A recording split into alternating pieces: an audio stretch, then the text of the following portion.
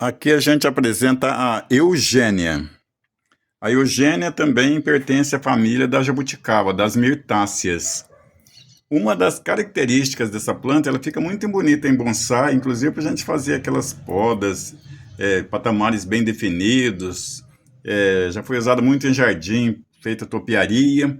Aqui são sementes que eu plantei, e eu já falei em algum vídeo específico, que estou dando um zoom bem de perto. A gente vê mudinhas de vários tamanhos. Tem mudinha dessa altura aqui, mudas nessa altura e muda mais alta. Então aqui, de todas essas mudas, a melhor seria essa aqui, ó. A gente tem que fazer uma seleção genética.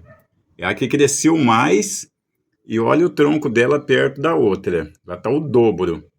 Então ela seria o melhor. Aqui tem umas 15 mudas. Se for fazer uma seleção exata, seria a única que tem potencial para bonsai.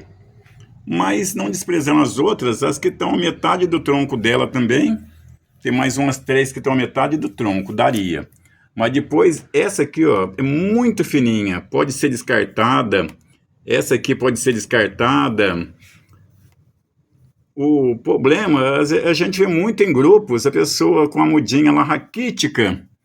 Outras aqui ainda, olha aqui, 6 meses. Olha o tamanho. A gente vê o pessoal, aquele chavão popular. Planta numa bacia grande, planta num pote de 100 litros, planta no chão. Fica até chato, né? Não adianta eu plantar uma mudinha dessa aqui no chão num pote de 200 litros ou 300 litros. Ela não tem potencial genético. Então, na seleção para bonsai, quando a gente planta de semente, tem que selecionar as melhores. O Hidaka fazia assim com os pinheiros. Selecionava no primeiro ano, no segundo ano ele selecionava novamente, e no terceiro ano selecionava novamente. Então, de 100 mudas de pinheiro, no final de 3 anos, às vezes ele só tinha meia dúzia que tinha potencial para bonsai. Portanto, que ele fazia um bonsai de 6 anos e todo mundo olhava, a aparência era de 20, 25 anos. Porque ele pegava o melhor da seleção. São plantas feitas de sementes, mas da mesma planta mãe, plantada na mesma terra, porém, tem algumas que não têm potencial genético. Aí não adianta plantar no chão. Tem que pegar o que tem potencial genético, porque o Hidaka, aliás, ele nunca plantou nada no chão. E tinha um bonsai bem tronculentos. Em média, 6 anos, tem uma técnica avançada que em 6 anos a gente faz um tronco bem assim, significativo.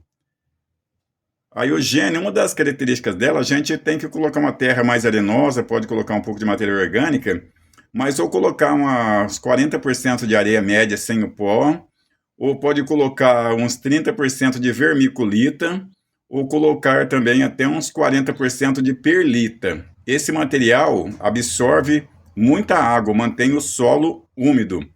A Eugênia, assim, falando de uma maneira cômica, se ela sentir o cheiro de falta d'água, ela já morre. Imaginem só. A gente tem, então, não que eu vou falar que não é um bonsai para um principiante. É bonsai para principiante, mas desde que, se ele tiver um bonsai de Eugênia, ela precisa de sol total, mas desde que esteja tempo para regar na época do verão de 2 a 3 vezes por dia, porque ela não pode faltar água. 2 plantas que não podem faltar água, é a Eugênia e o Minicaqui. Outras plantas, a Muxada, até a jabuticaba, que é da mesma família, a pitanga, Sergio Grande, às vezes a pessoa esquece um dia, ela murcha, cai as folhas e rebrota. A Eugênia não tem negociação com ela.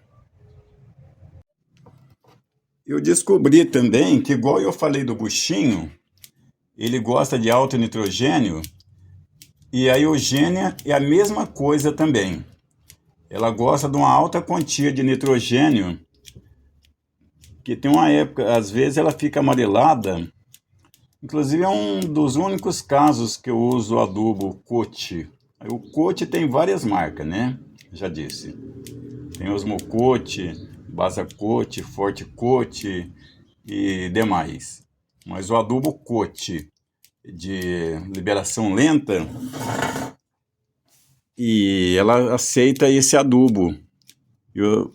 Como regra geral, não é bom adubar com adubos químicos, porque a planta é igual a flora do nosso intestino, ela tem uma flora também, uma microflora, chamada microbiota.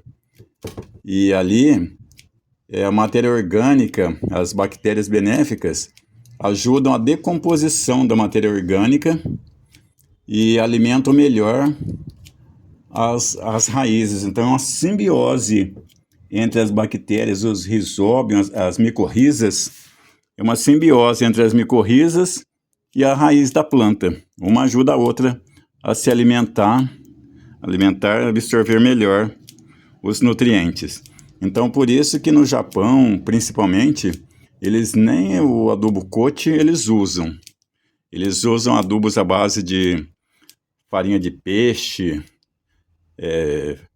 farinha de sangue, farinha de ossos, tortas vegetais. Eles usam muito isso, humus líquido, todos adubos naturais. Agora a exceção é a eugênia e o buchinho. Então aqui eu já fiz uma poda nela. Dá por terminado, só foi mais para mostrar mesmo as características da espécie eugênia aqui. Tomar cuidado no quesito água. Isso não pode faltar e ele exige sol também para ela desenvolver bem.